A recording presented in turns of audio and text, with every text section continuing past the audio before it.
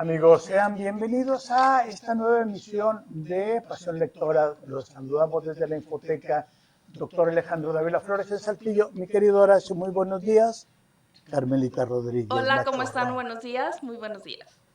Gerardo Horacio, Segura, Carmelita, Maribel, que nos hace favor Maribel. de echar la mano con la parte técnica. Muy buenos días. Y a quienes nos hacen favor de escucharnos, pues, llamales. Gracias. Mi querido Horacio, lleva la voz cantante. Bueno, pues no sé ni qué decir. Este libro a mí me causó mucho conflicto y pues dudé si compartirlo con ustedes o de plano guardármelo, pero creo que es de esos libros de los que puedo decir, primero, que no deberían haberse escrito. De plano. De plano, es un libro que no debería haberse escrito. Como el Necronomicon de Lovecraft, ¿no? Sí, por ejemplo. Por ejemplo. Casi a ese nivel está de que no deberían escribirse o no deberían leerse. Y luego la otra parte del conflicto. Es un libro que todos deberíamos de leer, o por lo menos conocer, porque habla de situaciones a las que todos estamos expuestos en nuestra sociedad contemporánea. El libro se llama Crash. Crash. De su traducción sería choque, aunque en las publicaciones del libro en español se respetó el título original, Crash con un admiración, con una típico, ya no con dos. Estadounidense, claro. Sí. Y el autor es J.G. Ballard, James G. Ballard, de origen inglés. Es una publicación del año 1973. Y antes de comentarlo, quería leer algunos de los comentarios que hace pues gente que opinó sobre él. Por ejemplo, dice, la novela recibió críticas contradictorias cuando se publicó por primera ocasión. Un lector editorial emitió su veredicto. Este autor está más allá de la ayuda psiquiátrica. No la publiquen. Así de simple. Otra crítica de 1973 de The New York Times opinó, Crash es, sin lugar a dudas, el libro más repulsivo que me he encontrado. Ya de por ahí nos podemos dar una idea del significado que puede tener este libro y que de hecho lo ha tenido para mucha gente. ¿De qué trata Crash? Bueno, pues es un libro, hay que decirlo con todas sus letras, es un libro pornográfico, pero con una variante muy particular. Trata de un grupo de fetichistas, yo ni siquiera en mi candor sabía que podía existir eso, de fetichistas, pero de los carros.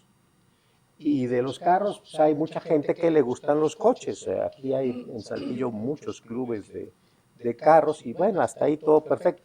La variante sexual o fetichista o parafílica es que les apasionan los choques de los carros y es ahí donde la trama se pone verdaderamente complicada, definitivamente interesante, porque el libro trata sobre los accidentes.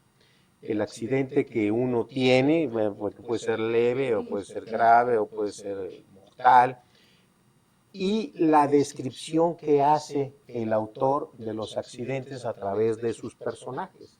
Se dedica a hacer una disección del daño que causan los carros en las personas. Quede claro, y ahí lo dice, no trata de atropellados, no es un libro, no es una pasión por los atropellados, que eso sería otra variante, sino por los choques, el choque de carro contra carro o carro contra algún otro tipo de obstáculo. Y el daño que causa en el cuerpo de las personas. Le dedica un capítulo, bueno, sí, puede quedar en la cara, en el cuerpo, no, le dedica un capítulo entero al daño que puede causar las piezas de los carros en los genitales de las personas, hombres y mujeres. Es una descripción que dice uno, tienen razón, no lo publiquen. así podemos plantearlo. Pero ya después de que llega uno, es un libro de 200 paginitas, se lee en una tarde, en un día se lo echan tranquilamente.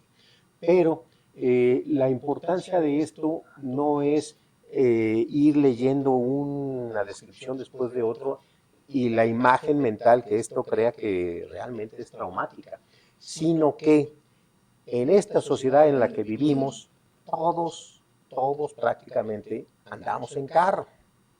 Y andamos en carro con una actitud de lo más pues despreocupada, o sea, el que no va con el celular, va oyendo el radio, picando, ha habido un montón de accidentes que se agachó uno a recoger lo que sea y ahí le dio el volantazo y chocó. Accidentes bobos o accidentes intencionales, pero es casi imposible escapar de un accidente. Ojalá que todos sean leves o ojalá que nunca ocurran, pero también hay accidentes muy graves y lo preocupante es que pudiera llegar a haber gente que leyera Crash y dijera, eso me gustó, quiero experimentarlo. O sea, es una especie de suicidio a través del vehículo. Hay muchos tipos de suicidios. Por ejemplo, está el suicidio por policía, que es muy frecuente en Estados Unidos. Me van a detener, saco yo algo, lo que sea, y el policía me va a disparar. Eso se llama suicidio por policía. Está tipificado en los códigos y en los análisis psicológicos. Bueno, esto puede pasar también con los vehículos. Gente dedicada a causar daño con el vehículo. Prácticamente yo no tengo conocimiento de que esto haya ocurrido en México y espero que así siga, pero esa precaución que sentimos muchos después de leer el libro, dije, no, ahora sí me voy a fijar en cómo manejo, porque describe muchas tonterías que la gente cometemos al manejar y todavía no había celulares, conste. Pero la cuestión es esa. Puede ser un libro muy revelador, no educativo, pues no es la intención, no es pedagógico, claro que no, pero sí revelador de vernos en el espejo de cómo manejamos, si vamos a 50, a 70, 80 o todavía mayor velocidad, qué es lo que puede provocar a otras personas y a uno mismo. Es un libro, repito, muy traumático. Podría decir que es el que a mí más me ha cuestionado, más me ha impactado en ese tenor. Y es un libro ante todo útil para nosotros que tratamos con jóvenes en la universidad, algunos de ellos con carro, otros sin carro, pero aspiran a tener un carro. La lectura de este libro podría serles muy interesante y muy orientativa, si existe el término. La parte pornográfica, bueno, pues todos hemos leído algunos de los libros, desde los 120 días de Sodoma, del Marqués de Sade. Bueno, tú no lo has leído, te lo voy a recomendar. Que acaba uno aburrido, las 50 o 100 o 200 sombras de Grey que dicen, no, ya párale, ya. Pero este libro con toda la parte pornográfica es auténticamente novedoso. Tiene razón, el autor necesitaba ayuda psiquiátrica o al contrario, como escritor era o es un auténtico genio por esa capacidad de ocuparse de temas que dice uno, no, está totalmente fuera de lo que normalmente un escritor, aún adentrándose en la temática que él haya elegido, se lanza sobre temas que no, ni idea. Se los recomiendo mucho, lo vamos a colgar para que le echen un ojito. Y si no quieren leerlo y ver otra opción, está la película. Hubo una película de David Cronenberg bastante buena, claro, con todo lo que el cine limita en lo tocante a imaginación, pero si quieren ahorrarse el choque imaginativo del libro, vean la película, también es muy interesante. Cronenberg se caracteriza por su imaginación bizarra, desmedida, y estoy pensando en este momento en Desayuno al Desnudo, esta novela beatnik que hizo Cronenberg, en la que el autor escribe completamente intoxicado.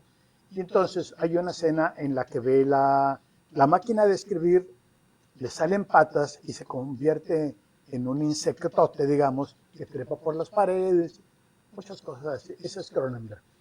Horacio, a propósito de esto, de lo que estás comentando de los accidentes, me recordé Hombre Débil, esta novela de Coetzee, que inicia justamente con un accidente del ciclista que es atropellado y el resto de la novela, esta es la primera página, el accidente con el coche. Y todo el resto de la novela es qué ocurre cuando un hombre es atropellado y es postrado en una silla de ruedas. Es como todo lo que ocurre en su cabecita. Ese es Coetzee. También recordé Carrie, Stephen King. Tú eres lector de Stephen King, ¿no? Aquella novela de los 80. Y que, bueno, Carrie es también sobre eso.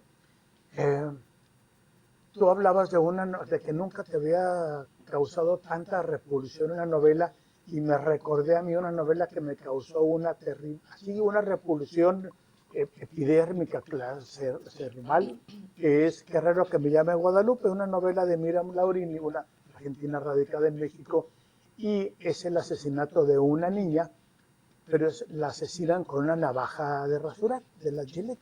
Entonces se describe la habitación y ya hablé de ella, Miriam Laurini es una escritora importante, pero esa escena, toda la novela es terrible. Entonces si vamos a irnos por las no recomendaciones, por esta razón, van estas cosas, ¿no?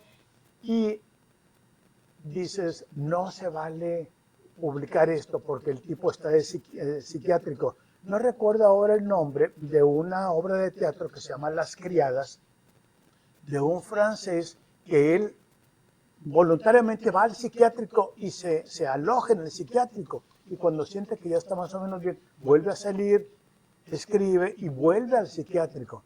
Las Criadas aquí se representó en Saltillo, la montó Toño Villarreal, Juan Antonio Villarreal. Ojalá haya oportunidad de verla en algún otro momento. Me callo, Carmelita. No, de hecho yo quería preguntar, por ejemplo, ¿por qué la elección de esta lectura o cómo llegó a ti esta lectura?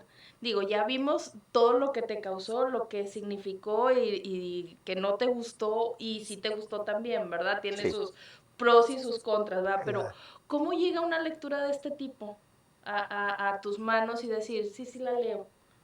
Bueno, ahorita no recuerdo de dónde la saqué, pero uno de los recursos que yo utilizo para elegir lecturas es que aparezca mencionado en otro libro. Okay. Sí, lo leí en algún otro libro, no me recuerdo cuál, pero lo leí hace un par de meses, cuando mucho, que mencionaba, es que un libro tan fuera de lugar como este de Ballard, que se llama Crash.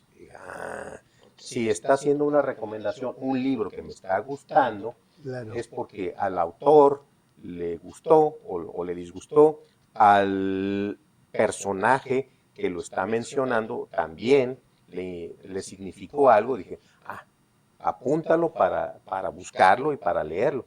Es un experimento que he estado haciendo en los últimos tiempos, que es seguir las líneas de recomendaciones que hacen libros de libros. Por ahí va la cosa. Pues muy interesante, y ojalá que con esta pasión lectora pues también alguien más se anime a leer este ejemplar, este libro. Voy a colar una novela pornográfica, si ustedes me lo permiten. Efectivamente, sí he leído pornografía. La editorial Tusquets tiene un premio, no sé si los continúe todavía en el 2026, tiene un premio que se llama para novela pornográfica, erótica, que es, bueno, la línea entre lo uno y lo otro es muy delgada y flexible, ¿no? Entonces, de ahí hay un libro que me gustó mucho que se llama Las Edades de Lulú, que hemos hablado de la Por autora, supuesto. Almudena Grandes. Entonces, bueno, si quieren entrar en la erotismo pornografía, Las Edades de Lulú. Y ya, ahora sí me callo, Carmenita. Perdón, Carmenita. No. Adelante. Digo, volvemos al punto, ¿verdad? De ahí van saliendo, ¿verdad? Claro. Otros y más libros. Pues bueno, yo hoy les quiero platicar de esta novela que se llama El murmullo de las abejas de Sofía Segovia. Este libro es pues de una escritora regiomontana, específicamente de Monterrey. Y bueno, es una historia muy interesante que se desarrolla en Linares, justo al término de la Revolución Mexicana, y este es como el fondo de la novela, ¿no? Entonces, habla de una familia, la familia Morales, que es una familia terrateniente de la zona, y que bueno, un buen día la nana Reja, esta persona que pues fue como parte fundamental de la familia, llega ya a una edad muy avanzada, llega a la hacienda de la familia Morales con 2 bultos, uno en cada brazo. Uno era un panal de abejas y el otro era un niño, un bebé que había sido abandonado en un puente con labio leporino o paladar hendido. Entonces, aquí es donde empieza a describirse como tal una novela que tiene este toque de realismo mágico. Perdón. Simonopio, que es este niño que al final esta familia Morales adopta, es un niño muy especial. La verdad, yo me quedé enamorada del personaje de Simonopio, perdón, porque es un niño con una luz muy especial. Es un niño que, a pesar de que sí podía de alguna manera, ya cuando más grandecito, hablar, él prefería no hacerlo, pero él estaba 100% vinculado con las abejas y podía predecir ciertas cosas buenas o malas que para proteger a esa familia que lo adopta y que lo protege tanto. Entonces, por ejemplo, en esta novela nos vamos a dar cuenta de cómo esta región de Linares en los años del 10 al 20 del siglo pasado se convierte en una región citrícola, de cómo atraviesan, por ejemplo, después de la Revolución Mexicana, con esta parte del ¿cómo se llama?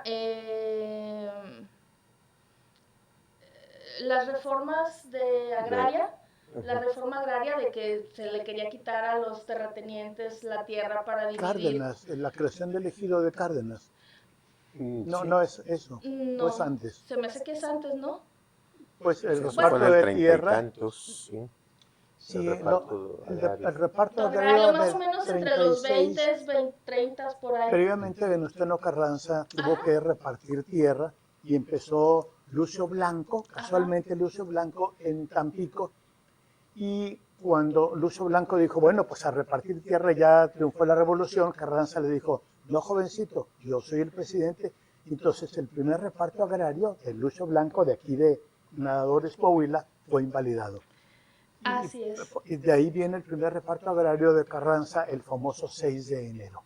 Y entonces esta novela marca este contexto histórico que se vive pues en todo el país, pero también hay un suceso muy importante que es la gripe española, que es también en los 20 cuando llega la gripe española, y bueno, todas esas situaciones a las que se enfrenta toda la comunidad y esta familia, pues para salir adelante de algo que no sabían ni por dónde.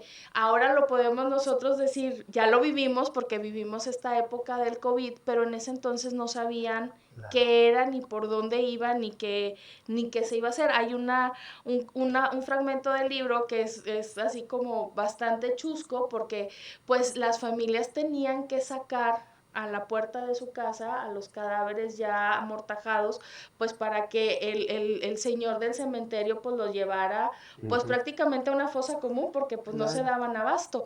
Entonces, una señora que vivía sola con su hijo, que el hijo cae enfermo, pues hace lo conveniente y lo saca también a la calle pensando que pues ya está a punto de morirse y resulta que nunca se muere.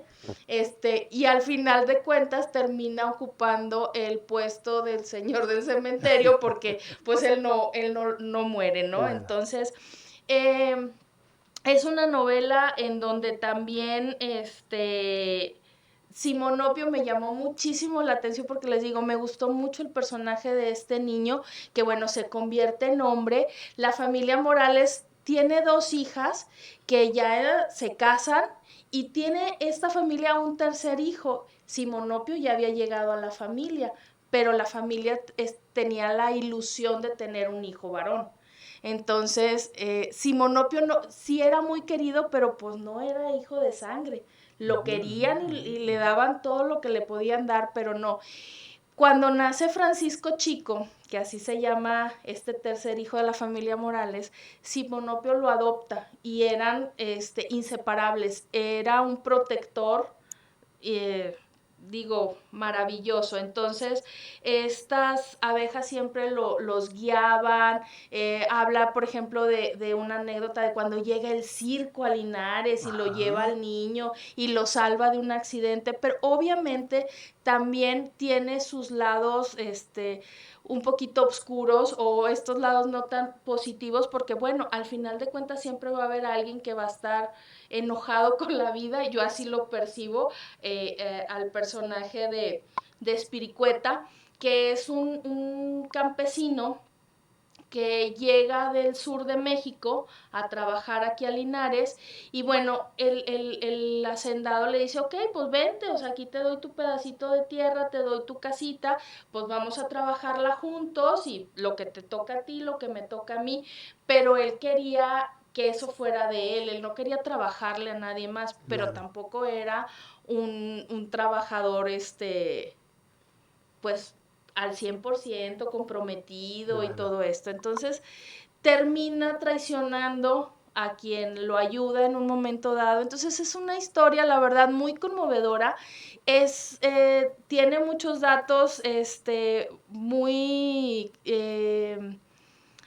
datos importantes, les digo, tiene esta parte histórica, tiene esta parte de realismo mágico, esta parte que se vive con las abejas, los mensajes que las abejas le dan a Simonopio. ¿Cómo, dices tú, cómo puede vivir un niño en un cuarto rodeado de abejas? Yo les tengo pavor, por ejemplo, pero bueno, las respeto mucho, ¿verdad? Y ahora que están en peligro de extinción más, pero esa es la parte bonita de este libro. Yo la verdad se los recomiendo muchísimo a Simonopio, que ya no les dije, pero cuando lo leí yo dije, ¿qué significa ese nombre? En mi vida lo había escuchado. Exacto. Y bueno, al parecer del hebreo significa el que escucha.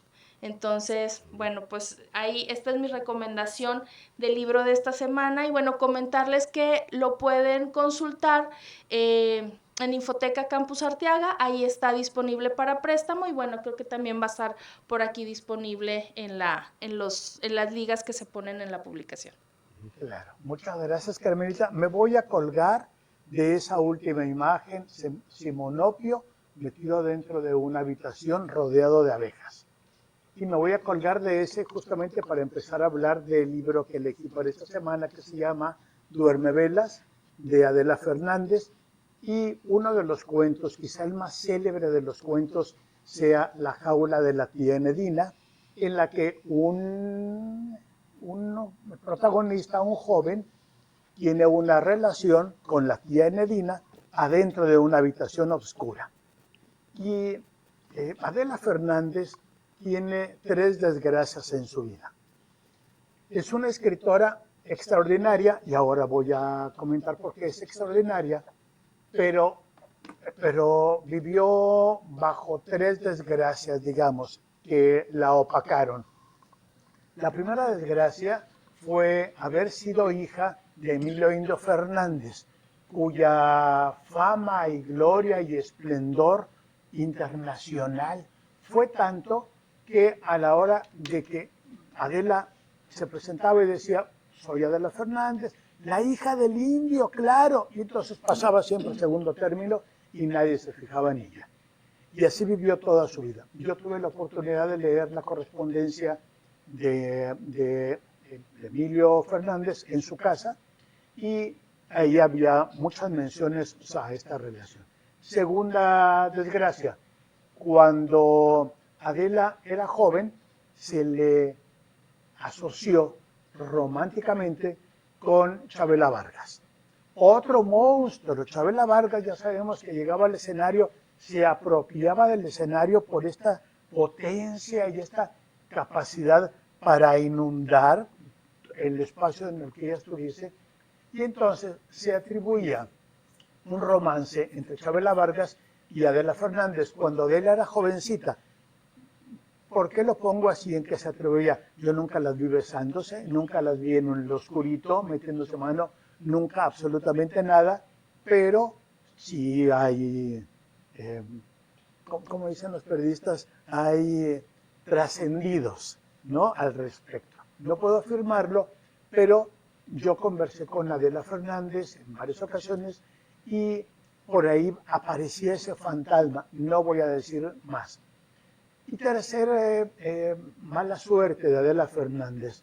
Cuando murió su papá, se encontró con que había más fama que caudales y que lo único que disponía así en metálico era una casa bellísima que está en Coyoacán y que esta casa tiene una particularidad. Emilio, su papá, vivía en esa casa con su esposa y con su hija. Sin embargo, sabemos, y esto no lo digo yo, esto lo sabe la historia, sabemos que Emilio Fernández era ojo alegre, diría el Gueporro, ¿no? Y metía a su casa a pues, alguna mujer que en ese momento la traía. La esposa estaba al pendiente y todo el tiempo estaba vigilando las puertas.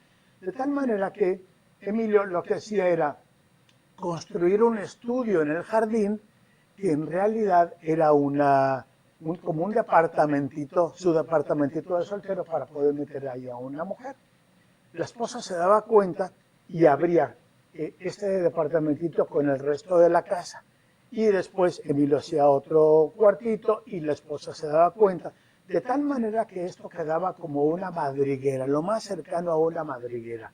Imaginémonos una casa a la que le van saliendo chipotitos y que va siendo comunicada con el resto del plano. Cuando yo estuve en esa casa, me llevó Adela a donde estaba la correspondencia, con la que trabajé la correspondencia, y me puse a trabajar junto con otra persona y estuvimos ahí dándole pues, el trabajo propio del archivo. En algún momento escucho que me dicen, ¡a comer! Y entonces salgo de la habitación, ¿a dónde? Le doy por un lugar y no era, por otro lugar no era. Y entonces vuelvo a gritar, ¡a comer! Y yo, ¡ay! Y digo, es que estoy perdido. Y oigo risas. Y viene la persona que me había introducido a la casa y que me presentó, Adela Fernández, la saltillense Patricia Carrera, y la cineasta, y va por mí y me dice, es que aquí todo el mundo nos perdemos, justamente porque era un laberinto. Bueno, y hago este paréntesis porque cuando Adela se ve sin el padre y se ve que no hay dinero, lo que piensa ella es en levantar un altar de muertos para que, como hacerlo un atractivo turístico.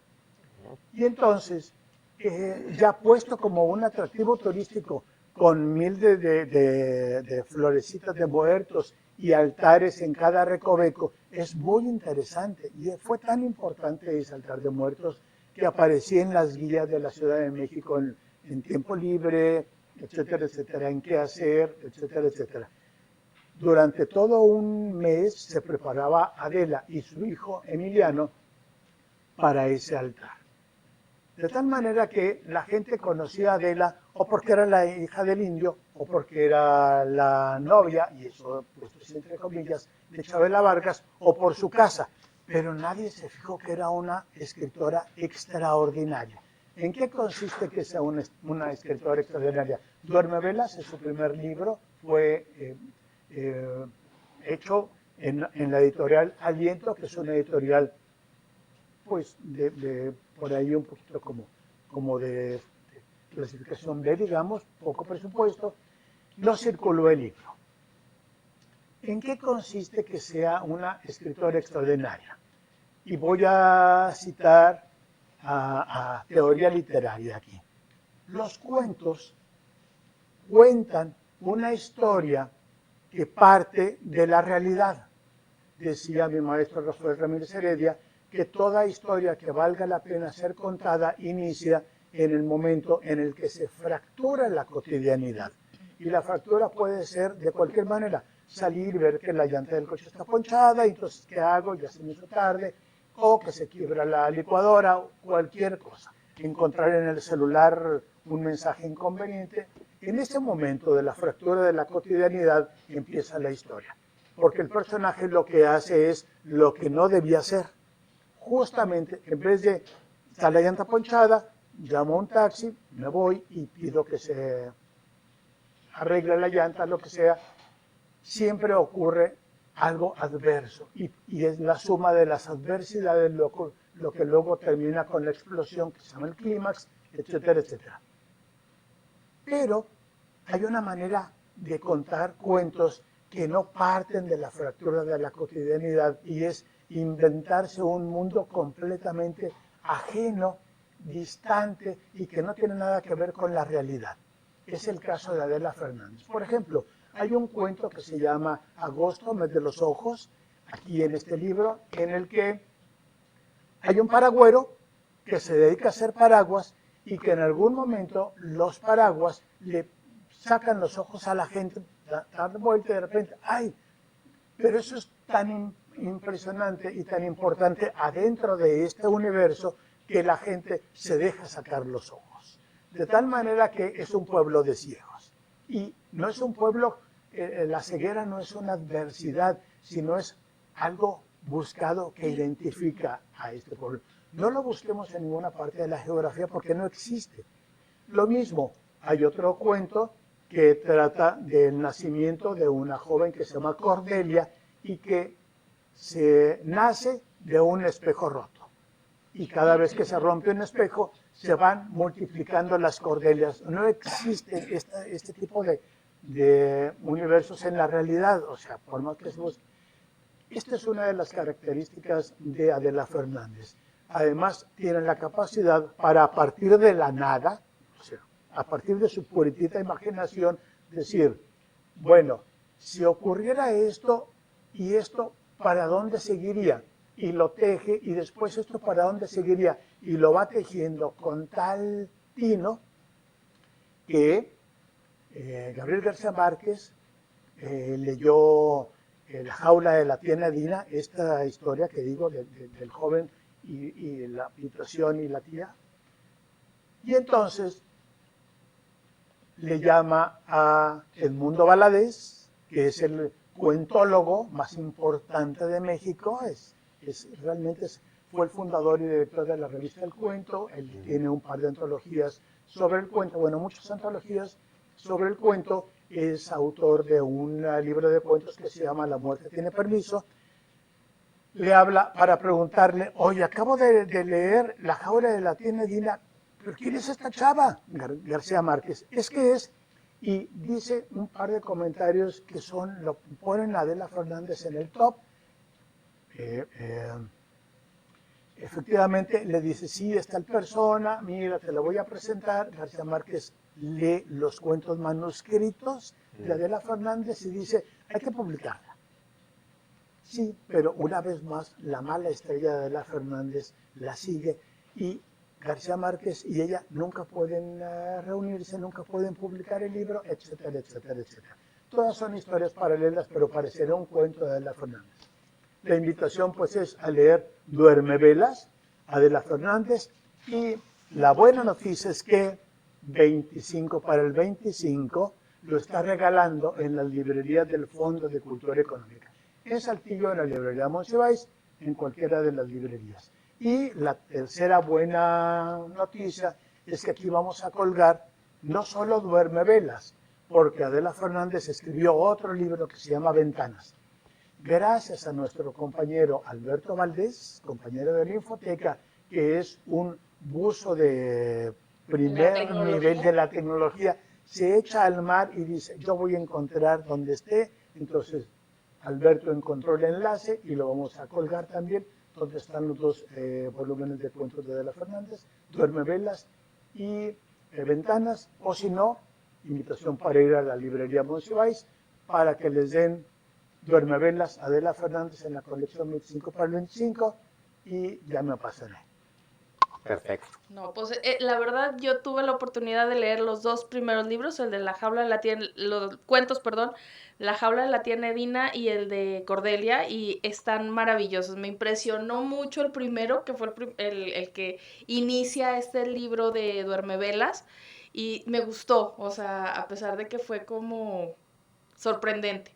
Muy sorprendente. Muy sorprendente el desenlace de ese cuento. Claro, porque todo lo es a partir de un universo que no existe y Adela crea. Parecería que desde adentro de su casa está llena de chipotes y laberintos como un dibujo de Escher, ¿no? Que van dibujos, laberintos por todos lados. Parecería que ese es el universo de Adela Fernández. Es que si tienen la oportunidad de ir todavía, que ya la compró el gobierno de la Ciudad de México, y creo que es un edificio público, si hubiera la oportunidad de ir a esa casa, creo que se pudiera entender un poquito más, creo, la literatura de Adela Fernández. Gracias, Carmelita, Horacio. No, Muchas muchas gracias gracias. por acompañarnos el día de hoy y bueno, pues ya nos veremos la próxima semana con más libros. Claro que sí. Nos Gracias. vemos aquí. Gracias.